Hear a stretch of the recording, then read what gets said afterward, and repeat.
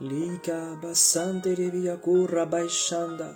Lezeketelia kubra. Menteria mendesketelia dusta namanataya. Le crebesondo, libros talianes keribiatai. Le krabai santa ribia shondo rovonte ribia santa. Bonjour à tous mes frères et sœurs, soyez abondamment bénis, demeurez bénis dans la bénédiction de Dieu. Dieu est bon en tout temps Dieu est bon et il vous a béni de toutes les bénédictions de Dieu, les bénédictions célestes en Jésus-Christ. Amen. Soyez bénis donc. J'ai vraiment à cœur de vous partager un message de quelques minutes aujourd'hui. Ça me tenait vraiment à cœur et je crois que cela pourra bénir plusieurs personnes. Je crois que toutes sortes de chrétiens ça pourra bénir, mais surtout des personnes qui ont peut-être un problème dans leur relation avec Dieu. Vraiment, ils se condamnent. Leurs pensées les condamnent concernant le péché. Soit ils ont demandé pardon à Dieu, mais ils se demandent si Dieu a vraiment pardonné. Ils sont encore sous la condamnation. Ou soit ils n'osent pas s'approcher de Dieu. Ça m'est souvent arrivé de faire des erreurs des fois, ou même de pécher, honnêtement. Et en tant que chrétien, et peut-être pendant toute une journée, moi, toute une journée sans parler à Dieu, en fait, je me sentais tellement mal déjà, et sans parler à papa, vous voyez un peu. Et il y a des moments comme ça dans le passé, où il y a des journées, j'avais fait quelque chose de mal, un péché, une erreur ou quoi que ce soit, et je culpabilisais, et je n'arrivais pas à m'approcher de Dieu, alors que lui avait les bras ouverts devant moi. Ça, je ne savais pas, je ne réalisais pas. Pour m'accueillir et dire non, je suis ton père, tu es mon fils, peu importe les erreurs, tout est pardonné. Et j'avais trop de mal en fait, lorsque je péchais, il arrivait que je fasse un péché. J'avais trop de mal, je culpabilisais et j'avais trop de mal à venir vers Dieu dans sa présence, dans la prière, pardon. Dans la prière, c'était trop compliqué pour moi et du coup il se passait des fois une journée, même un peu plus, avant que j'arrive devant Dieu et je disais oh Seigneur, je te demande pardon, tellement pardon pour ce péché que j'ai commis. Ce péché vraiment, Seigneur, je veux vraiment en être libéré. Ce péché que j'ai commis, je te demande tellement pardon. Et c'est vrai que moi j'ai été enseigné dans le passé, comme quoi par le pasteur Kenneth Hagin, que j'aime énormément, qui est comme un père pour moi, même s'il est déjà parti. Mais dans le sens où je disais, quand je demande pardon au Seigneur, je sais qu'à l'instant même il me pardonne. Mais il y a quelque chose en moi, il y a quelque chose dans la chair, il y a quelque chose dans les pensées qui étaient là vraiment. Et je disais pardon au Seigneur. Et je savais que j'étais pardonné à l'instant même. Et quelques secondes après, je redemandais pardon encore. Vous voyez un peu la chose. Et même des fois, 2-3 fois comme ça. Je sais même pas pourquoi, c'était un réflexe en fait. Je disais, oh pardon Seigneur, je te demande pardon pour telle chose. Oh merci Seigneur parce que tu m'as pardonné. Mais je te demande pardon, tu vois, pour ça. Et c'était trop compliqué.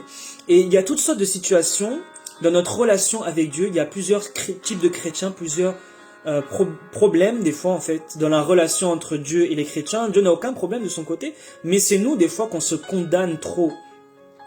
Et j'aimerais lire un verset dans la parole, et c'est vraiment le message que j'ai pour vous aujourd'hui. Un verset dans la Bible. Ouvrez vos Bibles. Ou voilà. Bon, vous connaissez déjà le verset, je pense. La Bible, très important, on prend la Bible et on l'interprète correctement à la lumière du Saint-Esprit.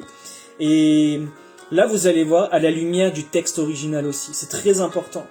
Le Saint-Esprit a mis des outils comme ça qui sont très importants.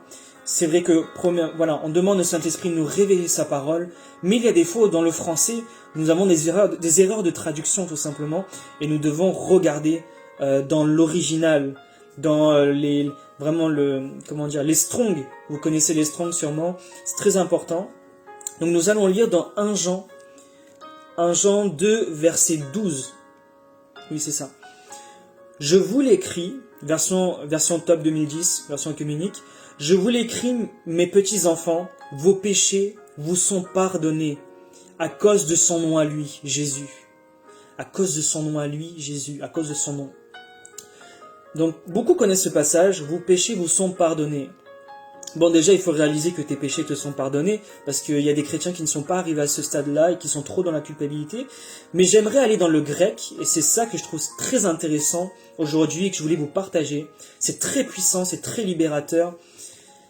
Je ressens une telle présence de Dieu, mes frères et sœurs. J'espère que vous la ressentez aussi. Donc, je vous l'écris, mes petits enfants. vos péchés vous sont pardonnés à cause de son nom, à lui, Jésus. Dans le grec, c'est au temps parfait.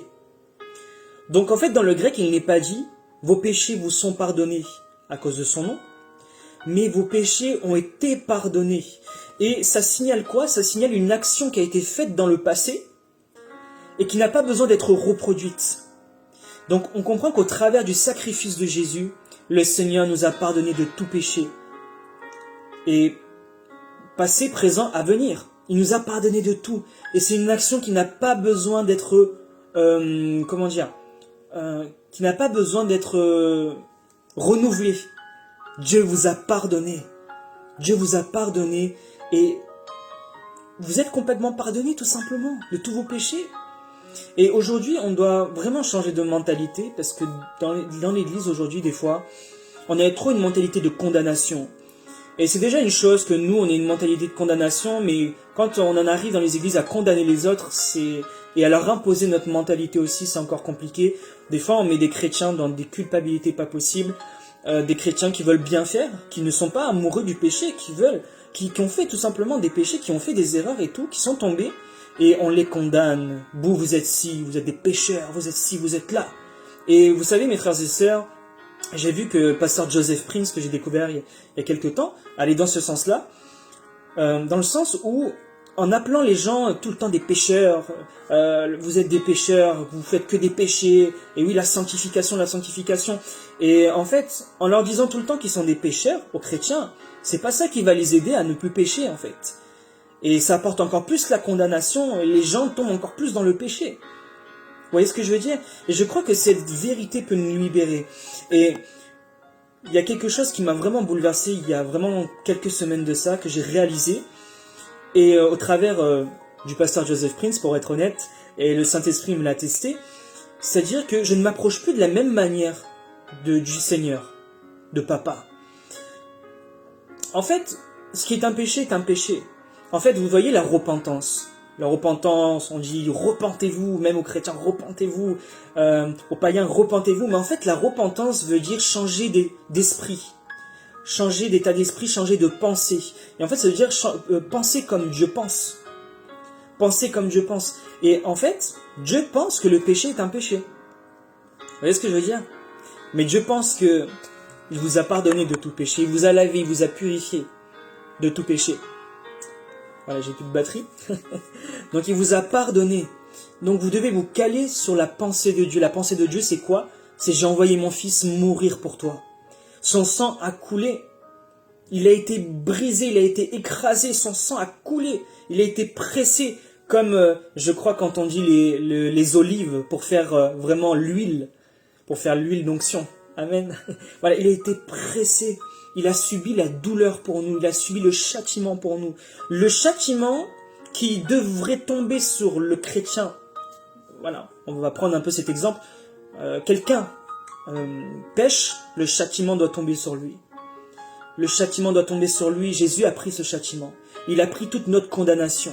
Il n'y a plus aucune condamnation pour ceux qui sont en Jésus-Christ.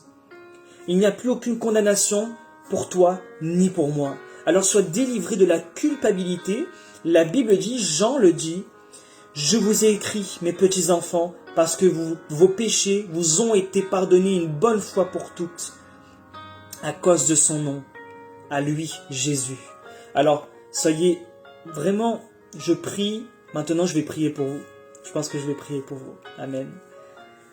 Père éternel, je te prie pour chacun de mes frères et sœurs, Seigneur, chacun de mes frères, chacune de mes sœurs, qui écoute ce message, qui a écouté ce message, qui a été assez court, assez simple. Mais Seigneur, tu nous dis au travers de l'apôtre Jean, Seigneur, vraiment ce qu'il a écrit, Seigneur, c'est ta parole, Seigneur, qui a été libérée sous forme de lettres, Seigneur. Aujourd'hui, Seigneur, tu nous donnes une révélation, c'est que ce n'est pas seulement que tu pardonnes nos péchés, mais que tu l'as déjà fait dans le passé, Seigneur, au travers du sacrifice de la croix, et que tu l'as fait une bonne fois pour toutes. Alors je n'ai pas besoin de m'inquiéter, Seigneur, qu'à la moindre erreur, Seigneur, ma relation avec toi sera coupée, Seigneur. Le lien, Seigneur, sera coupé. Je n'ai pas à m'inquiéter, Seigneur, qu'au moindre faux pas, je vais aller en enfer. Non, Seigneur, ce sont des mensonges, Seigneur. Ce sont des mensonges, Seigneur. Et toi-même, Seigneur, tu Je crois vraiment, Seigneur, que tu ne supportes pas tous les débats concernant le péché. Un enfant de Dieu, Seigneur, même s'il chute, même si, Seigneur, il y a des problèmes avec le péché, Seigneur, un enfant de Dieu ne désirera jamais vivre complètement dans le péché, vraiment, une vie de péché, vraiment goûter à toutes les choses de ce monde, à tout péché. Non, je ne crois pas en cela, Seigneur. Je crois qu'un enfant de Dieu, Seigneur, est inondé de ton amour, rempli de ton amour, à cause de la nouvelle naissance, Seigneur. Et je crois, Seigneur, que tes enfants, Seigneur, peut-être aujourd'hui, Seigneur, qui ont culpabilisé, Seigneur. Peut-être aujourd'hui, il y a des personnes vraiment, des frères et sœurs chrétiens qui écoutent cette vidéo et qui étaient bloqués devant Dieu. Vous n'êtes toujours pas allé devant le Seigneur pour demander... vous vous êtes dit, je vais demander pardon au Seigneur, mais plus tard.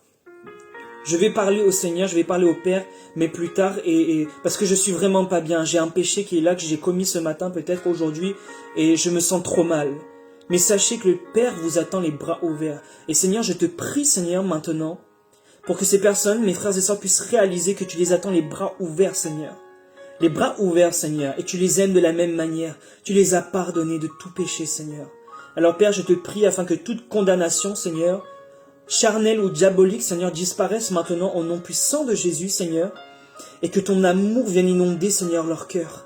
Que tu viennes leur montrer davantage ton amour de Père, Seigneur, combien tu les aimes, et combien rien ne les séparera de ton amour, ni la mort, ni la vie, ni les anges, Seigneur, ni démons, Seigneur, ni toute créature, Seigneur, dans le ciel, sur la terre ou sous la terre, Seigneur, ne pourra me séparer de ton amour. Alors merci, Seigneur, merci Jésus pour ton amour, merci parce que c'est au prix de ta vie, Seigneur, que tu nous as rachetés, Seigneur, de la condamnation, Seigneur, de la malédiction, de la loi, Seigneur.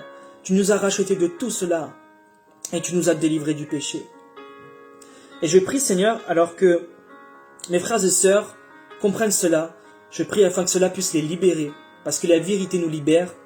Et lorsque nous avançons dans la révélation de la grâce, nous sommes libérés du péché. Le péché se détache de nos vies. Là où on avait vraiment du mal avec certains péchés, les péchés disparaissent au fur et à mesure. Alors soyez abondamment bénis. J'ai prié pour vous, je sais que le Seigneur agit en cet instant. Soyez abondamment bénis et on se retrouve pour une autre vidéo. N'hésitez pas à mettre un commentaire ou des j'aime ou quoi que ce soit, comme vous voulez. Je ne veux pas vous dire mettez des j'aime, mais c'est vrai que ça aide aussi pour qu'on puisse voir les publications sur Facebook, pour qu'il y ait de l'audience, je ne sais pas comment on dit ça, la visibilité, voilà. En tout cas, n'hésitez pas à commenter si ça vous a béni et voilà. À la prochaine vidéo.